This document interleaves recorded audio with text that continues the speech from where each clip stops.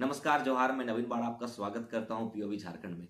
तो आज के इस वीडियो में हम जेपीएससी सिविल सर्विस में प्रीलिम्स के झारखंड के सेक्शन को डिस्कस करेंगे और इसमें उरांव जनजाति की शासन व्यवस्था को देखेंगे। चूंकि उरांव जनजाति की शासन व्यवस्था से प्रीलिम्स में एक क्वेश्चन आते हैं तो ये सेक्शन आपके लिए काफी इंपॉर्टेंट हो जाता है। तो चलिए वीडियो स्टार्ट करते हैं। देखिए, उरांव जनजाति की शासन व्यवस्था पढ़ा पंचायत शासन व्यवस्था कहलाती है। इस पे ग्राम स्तर पर भी प्रशासन चलाया जाता है और कई सारे गांवों को मिला करके जो इंटर विलेज ऑर्गेनाइजेशन बनता है, अंतरग्रामीय संगठन, उस स्तर पर भी प्रशासन चलाया जाता है। तो सबसे पहले हम ग्राम स्तर पर प्रशासन की क्या व्यवस्था होती है उसको देखते हैं। तो ग्राम स्तर पर एक महत्वपूर्ण पद होता है महतो का, और महतो गांव के दिन प्रतिदिन के शासन का प्रमुख होता है। यानी कि गांव का जो प्रशासनिक प्रमुख होगा वो महतो कहलाएगा। और महतो गांव में उत्पन्न विवादों जैसे कि वैवाहिक झगड़े, संपत्ति के बंटवारे, चोरी, डकैती इत्यादि को गांव के बुजुर्गों या पंचों की सहायता से सुलझाता है। तो गांव में जब भी कोई विवाद उत्पन्न होंगे तो सभा बुलाई जाएगी और सभा में महतो गांव के बुजुर्गों या पंचों की सहायता से उस विवाद को सुलझाएगा। गांव में एक दूसरा पद होता है गुड़ैत का, जो कि ऐसे विवादों को सुलझाने के लिए सभा को बुलाने का कार्य करता है। तो गुड़ैत सभा बुलाता है और फिर उस सभा में विवादों को सुलझाया जाता है।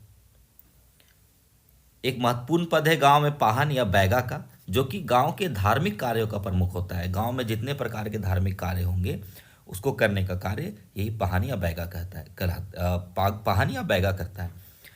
ऐसा कहा जाता है कि प्रारंभ में गांव के सभी महत्वपूर्ण कार्य बैगा ही किया करता था।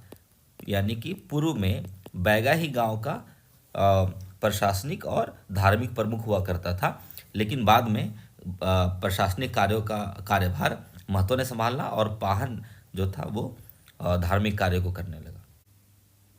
अब अंतर्ग्रामीय स्तर पर देखते हैं। तो अंतर्ग्रामीय स्तर पर 7, 9, 12, 21 या 22 गांव मिलकर पढ़ा का निर्माण करते हैं। तो उरांव गांव में जो पढ़ा का निर्माण होता है उसमें सामान्यतः 7, 9, 12, 21 या 22 गांव एक साथ मिले होते हैं, एक साथ मिलकर पढ़ा का निर्माण करते हैं। अंतर्ग्रामीय स्तर पर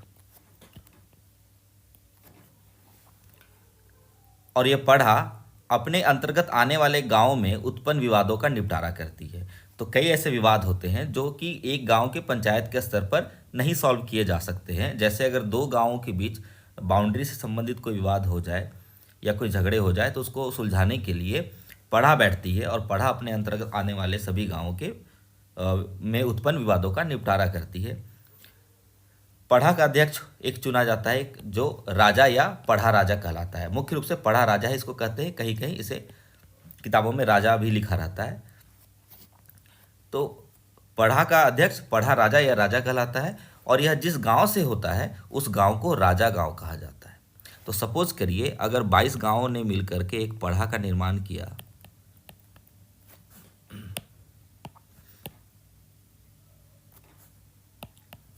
अगर 22 गांवों ने मिलकर एक पढ़ा का निर्माण किया तो एक गांव से, जिस गांव से पढ़ा का राजा चुना जाएगा वह गांव राजा गांव कहलाता है, राजा गांव कहा जाएगा।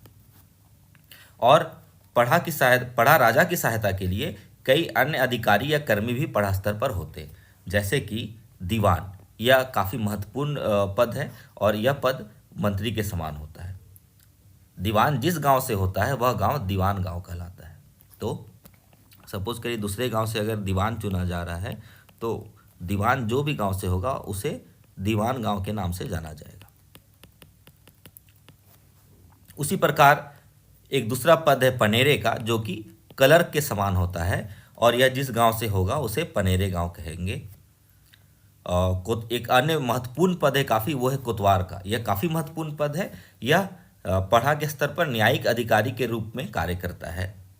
यह कोतवार जो है वो पढ़ा के द्वारा दिए गए निर्णयों को लागू कराने का कार्य भी करता है और पढ़ा की बैठक में यह भाला लेकर उपस्थित होता है।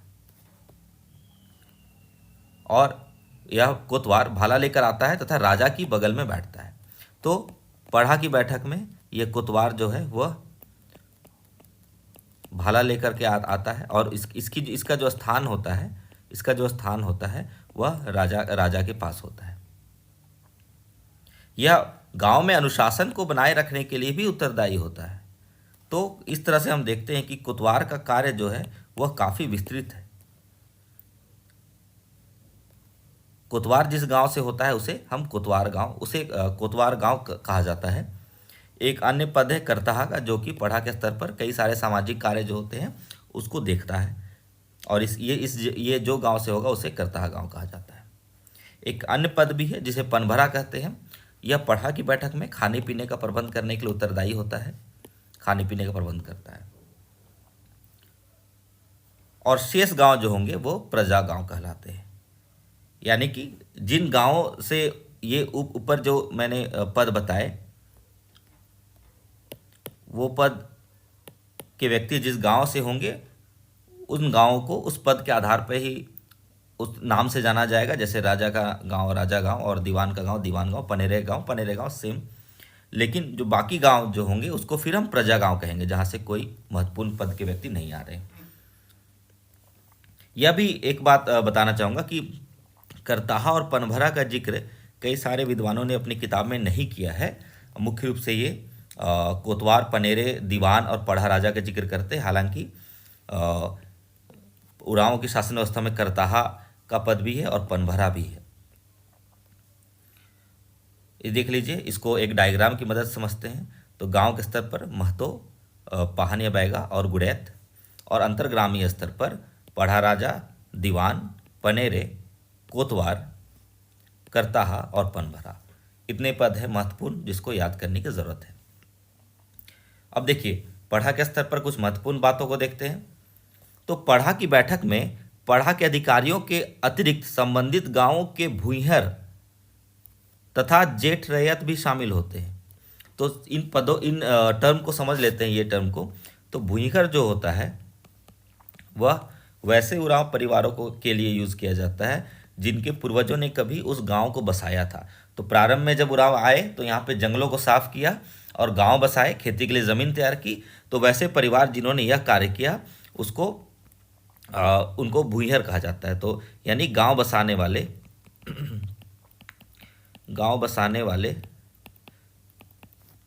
उरांव परिवारों के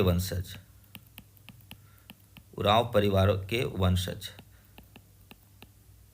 जो होंगे उनको भूइहर कहा जाएगा। और जेठ रैयत कौन है? तो जेठ रैयत वैसे परिवार हैं जो उस गांव में बाद में आकर के बसे, बाद में बसने वाले।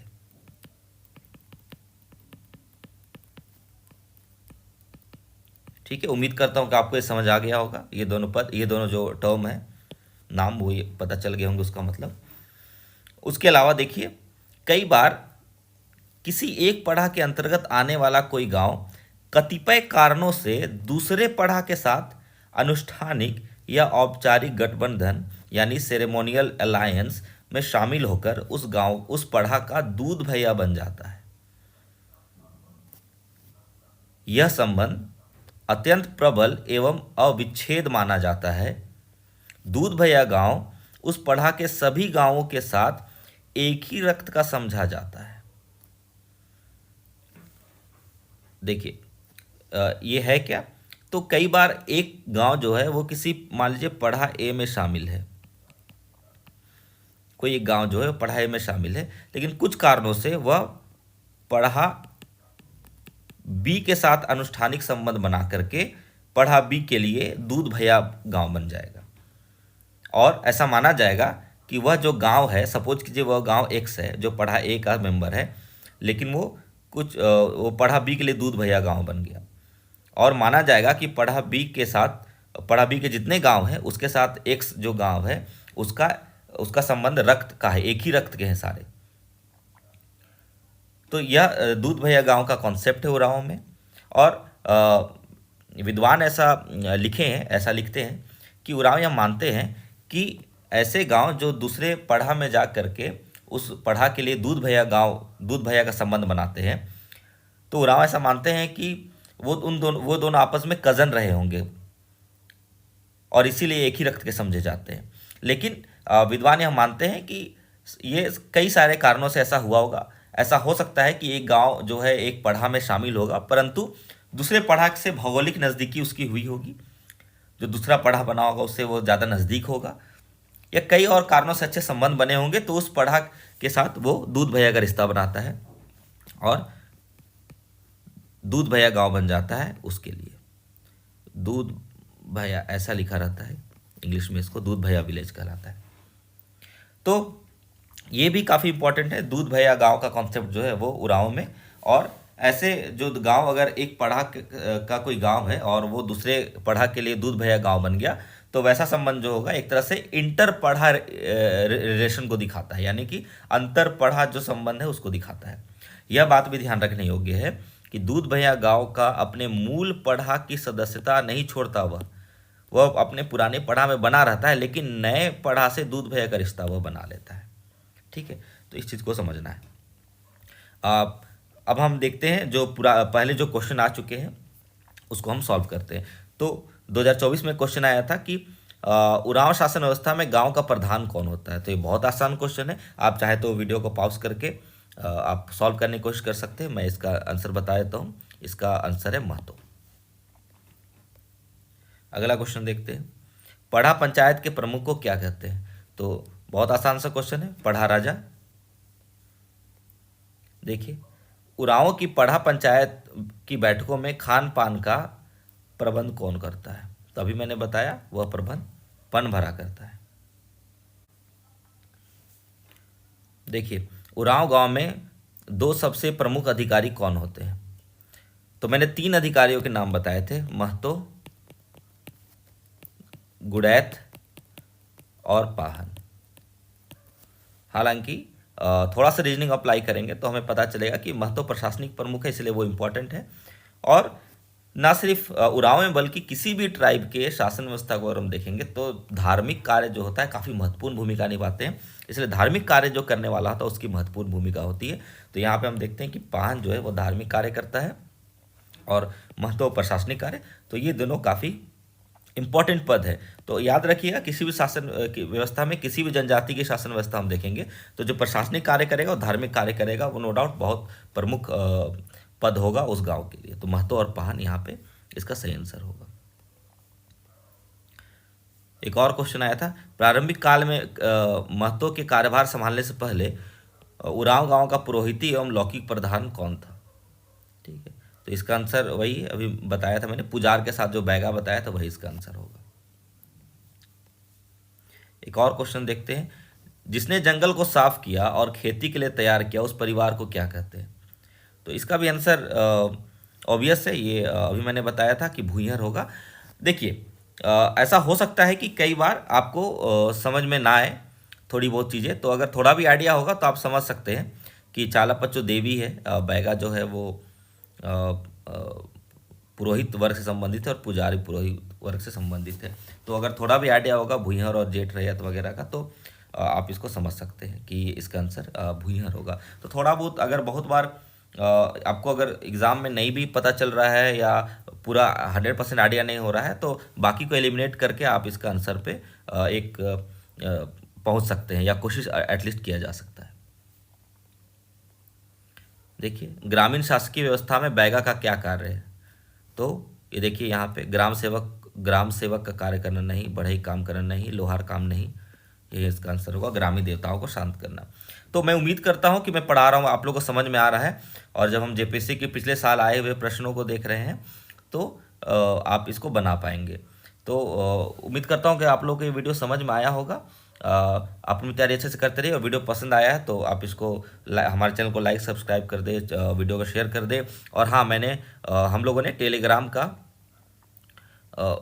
चैनल बना लिया है और आप लोग उससे जुड़ जाइएगा। वीडियो टेलीग्राम चैनल का लिंक मैं डाल दूंगा डिस्क्रिप्शन पे, तो वहाँ पे मैं नोट्स शेयर कर दूंगा। अगर आप लोग यहाँ पे आप लोग कुछ छूट गया होगा तो आप उस नोट्स को वहाँ से डाउनलोड करके पढ़ सकते हैं। चलिए, आज की वीडियो में यही तक रखता हूँ। मैं कोशिश करूँगा जल्दी दूसरा वीडियो लेकर के आऊँ। तब तक के लिए आप लोग अपनी तैयारी बहुत अच्छे से करिए। नमस्कार, जोहार।